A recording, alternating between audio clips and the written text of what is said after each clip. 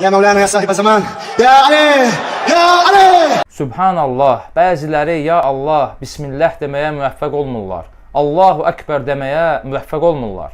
Ən böyük azğınlıq elə budur. Amma belələri Allahdan başqa kim istəsən köməyə çağıra bilərlər. Subhanallah, birbaşa Allaha yönələ bilmir. Gərək araya kimisə salsın.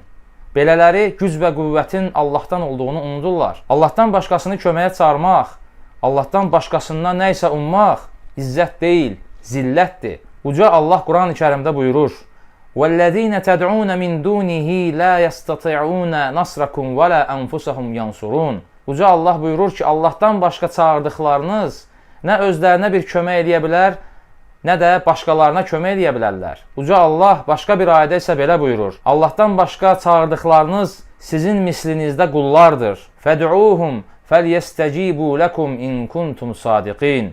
Əgər doğru deyirsinizsə, çağırın onları, qoyun sizə cavab versinlər.